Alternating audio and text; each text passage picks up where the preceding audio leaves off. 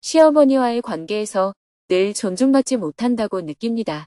2025년 10월 11일 정토단 마스쿨 증문즉설 농사일. 안녕하세요. 오늘은 한국에 귀국하여 오랜만에 두북수련원에서 하루를 보냈습니다. 스님은 새벽 수행과 명상을 마친 후 두북 공동체 대중과 인사를 나누었습니다. 대중은 삼배로 스님에게 인사하였고 스님은 무더운 여름에 농사를 짓느라 고생한 대중을 격려해 주었습니다. 다들 여름에 농사 짓느라 수고 많으셨습니다. 이어서 오전 8시부터는 두북수련원 방송실에서 정토단 마스쿨 학생들과 온라인으로 증문즉설 시간을 가졌습니다. 호주, 캐나다, 인도, 일본, 필리핀, 한국, 싱가포르, 스리랑카, 미국, 베트남, 프랑스, 독일, 이스라엘 등 13개국에서 정토단 마스쿨 수업을 듣고 있는 학생들이 온라인 공간에서 한자리에 모였습니다. 배움에 국경이 없다는 것을 실감하며 모두가 서로에게 반갑게 인사를 건넸습니다. 이어서 스님이 화상의 방에 입장하자 학생들을 대표하여 3명이 그동안 수업을 들은 소감을 이야기했습니다. I'm finding it to be a really beautiful experience. It's such an amazing community, united around the world, and I've learned so much. It's been incredible for me. 정말 아름다운 경험이라고 느끼고 있습니다. 전 세계가 하나로 연결된 놀라운 공동체이고 많은 것을 배웠습니다. 저에게는 정말 놀라운 경험이었습니다. I enrolled with a light heart at first, but now I've come to realize that I'm not learning doctrine or philosophy, but rather learning a practice of becoming aware of my mind, letting go, and discovering. There's still so much for me to learn, but I will continue to practice one thing at a time, what I can do here and now. Thank you. 처음에는 가벼운 마음으로 입학했는데 지금은 교리나 철학을 배우는 게 아니라 마음을 알아차리고 내려놓고 찾아가는 수행을 배우는 것이구나 하고 알게 되었습니다. 아직 배울 게 많지만 앞으로도 제가 지금 여기서 할 수 있는 것을 하나씩 실천해 보려고 합니다. 감사합니다. I think the biggest thing is sharing with each other and seeing that people are going through so much more than you are. Also, people from all around the world are all experiencing similar feelings. It just makes you realize our own ignorance of things and how we need to bring joy, not just happiness. And how do you do that? Every day, simply by things like getting up in the morning and telling yourself that all things will work out and it'll be all fine. I'm realizing myself that things used to upset me more earlier, but now I'm having perspective on things, and it's helping me bounce back better and lead my life more calmly. I should say. 서로 마음 나누기를 하면서 가장 크게 배운 점은 많은 사람들이 생각지도 못한 괴로움을 겪고 있다는 사실입니다. 또한 전 세계의 사람들이 모두 비슷한 감정을 경험하고 있다는 것도 알게 되었습니다. 이를 통해 저 자신의 무지를 깨달을 수 있었고 매일 어떻게 행복과 기쁨을 불러일으킬 수 있는지도 배울 수 있었습니다. 아침에 일어나서 모든 것이 잘 될 거라고 다 괜찮을 거라고 스스로에게 말하는 것 같은 간단한 일들로 말이죠. 이렇게 새로운 관점이 생기면서 예전에는 저를 실망시켰던 일들이 이제는 오히려 저를 회복시키고 더욱 평온한 삶으로 이끄는 데 도움이 되고 있습니다. 이어서 학생들은 삼배의 예로 스님에게 법문을 청했습니다. 먼저 스님이 인사말을 하며 대화의 문을 열었습니다. 이곳 한국은 가을 날씨가 아주 깊어졌습니다. 들녘에는 벼가 노랗게 익어서 황금빛으로 물들었고 감나무에서는 감이 빨갛게 익어가고 있습니다. 밤나무에서는 알밤이 떨어지고 있고요. 이렇게 좋은 가을에 여러분을 만나게 되어 반갑습니다. 왜 우리는 사실을 사실대로 보지 못할까요? 여러분은 요즘 부처님의 가르침을 공부하고 있습니다. 부처님의 가르침은 진실은 무엇인가 하고 사실을 탐구하는 것입니다. 부처님께서는 우리가 살아가면서 겪는 괴로움은 모두 사실을 사실대로 알지 못해서 즉 무지 때문에 생긴다고 말씀하셨습니다. 그래서 괴로움에서 벗어나려면 어떤 존재에게 도와달라고 빌거나 의지하는 것이 아니라 스스로 탐구해서 사실을 밝혀야 한다고 가르치셨습니다. 탐구의 대상은 세상 모든 것에 해당하지만 부처님은 주로 인간이 괴로움에서 벗어나기 위한 방법이 무엇인지, 즉 정신작용에 대해 탐구를 하셨습니다. 오늘은 여러분이 그동안 법문을 들으며 이해되지 않는 부분이 있다면 질문을 해서 올바르게 이해하는 날입니다. 우리의 정신작용은 같은 경험을 몇 번 되풀이하면 자동화되어 습관화되는 특성이 있습니다. 즉, 자동으로 반응한다고 말할 수 있습니다. 이렇게 습관화가 되면 어떤 것을 인식할 때 순간 나도 모르게 습관적으로 반응하게 된다는 것입니다. 우리가 어떤 사실에 대해 모르는 것을 근본 무지라고 합니다. 그러나 근본 무지를 깨우쳐 알았다 하더라도 어떤 경계에 탁 부딪히면 나도 모르게 순간적으로 과거의 습관대로 반응하게 되는데 이것을 찰나 무지라고 합니다. 그래서 첫째, 우리는 근본 무지를 깨우쳐야 합니다. 둘째, 찰나 무지에 빠지지 않기 위해 일상에서 늘 깨어 있어야 합니다. 찰나 무지는 자동으로 일어나는 마음이기 때문에 찰나 무지에 빠지지 않기 위해서는 매 순간 깨어 있어야 합니다. 이것을 알아차림이라고 합니다. 활리어로는 사띠입니다. 여러분이 정포담마스쿨에서 영상 강의로 배우는 것은 대부분 근본 무지를 깨뜨려 지혜를 얻는 것입니다. 하지만 매주 과제로 주어지는 수행 연습은 매 순간에 깨어서 찰나 무지에 빠지지 않는 것을 연습하는 것입니다. 즉, 일상에서 알아차림을 연습하는 것이죠. 수행 연습은 꾸준함이 필요합니다. 근본 무지를 깨우치는 것은 사실 그리 오래 걸리지 않습니다. 하지만 찰나 무지에서 벗어나려면 오랜 기간 꾸준히 연습해야 합니다. 그러면 이제 여러분의 질문을 들어보겠습니다. 다음은 그동안 수업을 들으면서 궁금했던 점에 대해 자유롭게 질문하는 시간을 가졌습니다. 6명이 손들기 버튼을 누르고 스님에게 질문을 했습니다. 수업 내용에 대한 질문도 나오고 개인 고민에 대한 질문도 나오고 다양한 질문들이 이어졌습니다.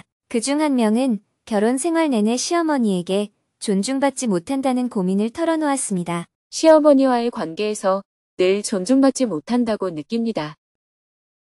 All through my married life, I've had one big challenge that I have always felt judged and disrespected by my mother-in-law. There has always been effort on both sides, but there's a lot of distrust, which has created a lot of suffering. I feel like I spent a lot of time not being peaceful with myself and questioning myself. I've tried to forget about it and move on. Yet whenever I interact with her and it is uncomfortable, subconsciously those thoughts and feelings come back and cause me to suffer, especially in moments of disagreement between the two of us. I usually keep quiet, which makes me even angrier, because it's expected that I won't speak up.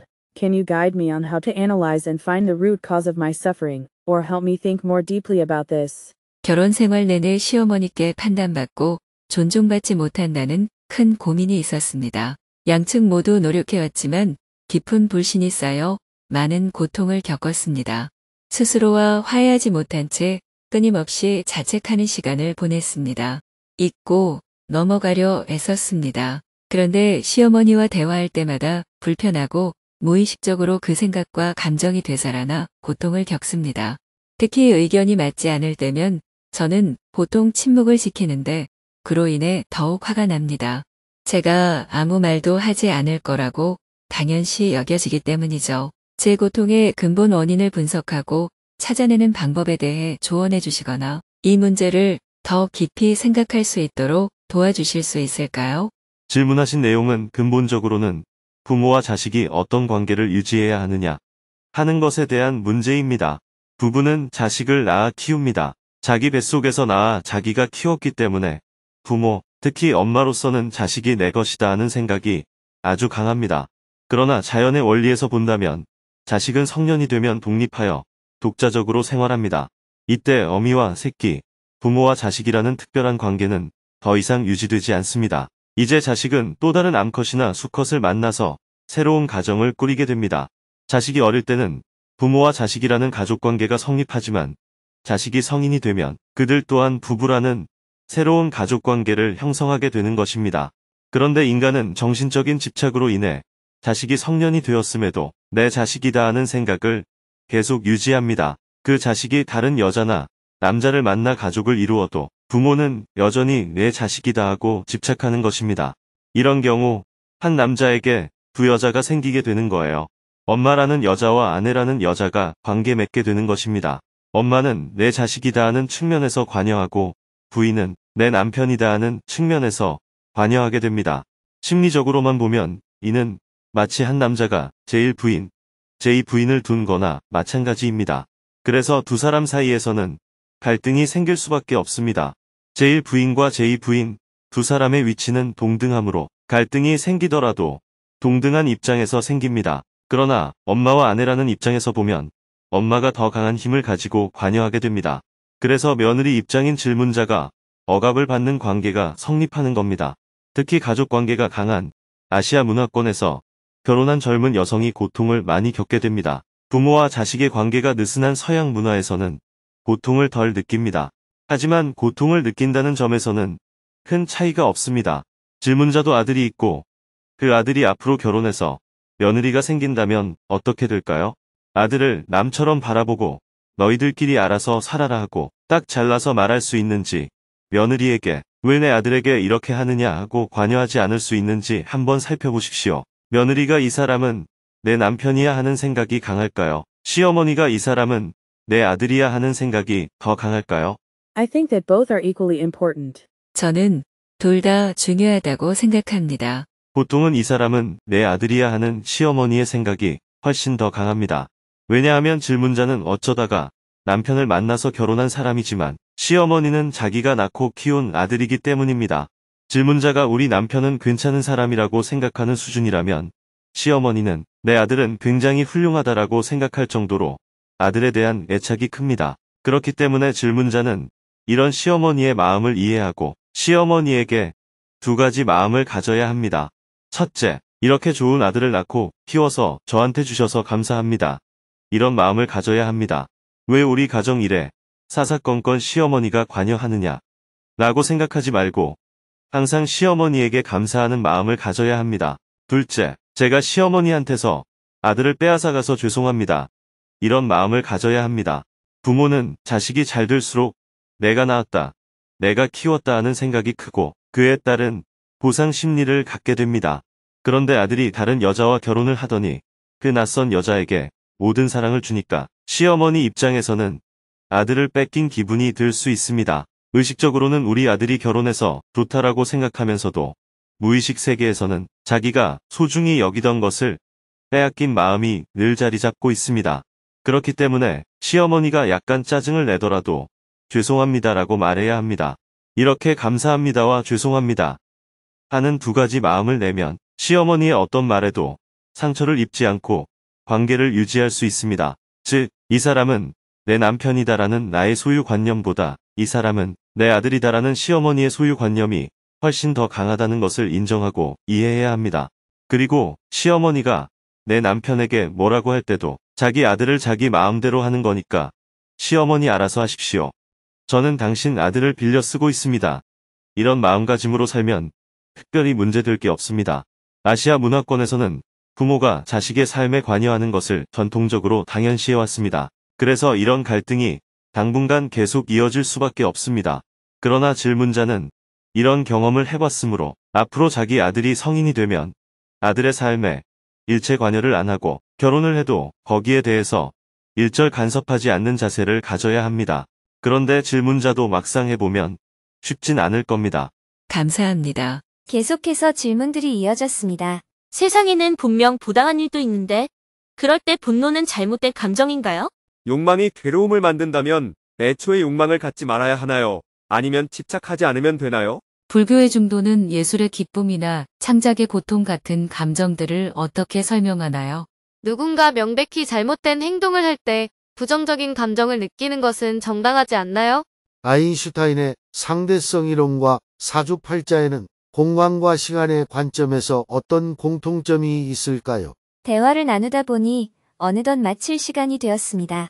다음에 다시 궁금한 점을 해소하는 시간을 갖기로 하고 9시 30분에 생방송을 마쳤습니다. 학생들은 그룹별로 화상회의 방에 모여 마음 나누기 시간을 이어가고 스님은 방송실을 나왔습니다. 두북 수련원은 어느새 가을빛으로 짙게 물들어 있었습니다. 감나무에는 주황빛 감이 주렁주렁 달렸습니다. 가지가 휘어질 만큼 탐스럽게 열린 감들은 햇살을 받아 반짝였고 그 아래로 떨어진 낙엽들 사이로 감 몇 알이 뒹굴며 가을의 여유를 더했습니다. 담벼락 앞에는 코스모스가 가을바람에 살랑이며 춤을 추었습니다. 연분홍과 흰 꽃잎들이 서로 부딪히며 가을이 왔어요 하고 인사하는 듯 했습니다. 원래는 법문을 마친 뒤 밤을 주울 계획이었지만 장기간 해외 일정과 시차 적응으로 인해 스님의 몸 상태가 좋지 않아 휴식을 취했습니다. 점심 식사 후에도 잠깐 쉬었다가 농사일을 하려 했으나 일어나지 못하고 계속 휴식했습니다. 오후 4시가 넘어 자리에서 일어난 스님은 작업복을 입고 텃밭으로 향했습니다. 한 달 전에 심어놓은 배추가 아주 잘 자라 있었습니다. 무밭으로 가보았습니다. 연일 잦은 비로 인해서 무에는 물음병이 왔습니다. 스님은 병든 곁가지를 정리하면서 잡초를 뽑고 무밭을 깔끔하게 정리했습니다. 잡초를 걷어내자 무의 연한 초록빛 잎이 드러나며 숨통이 트였습니다. 무의 곁가지를 정리할 때마다 밭은 점점 정돈된 모습으로 변해갔습니다. 작은 텃밭에서 생명의 기운이 느껴졌습니다. 해가 저물고 저녁 식사를 한 후 저녁 8시 30분에 두북 수련원을 출발하여 문경 수련원으로 향했습니다. 차로 2시간을 이동하여 밤 10시 40분에 문경 정토 수련원에 도착한 후 하루 일과를 마쳤습니다. 내일은 문경 선유동 정토연수원에서 행복시민 활동가 연수 프로그램에 참석하여 행복시민들과 함께 선유동 계곡을 산책하고 활동하면서 겪는 어려움에 대해 대화하는 시간을 가질 예정입니다.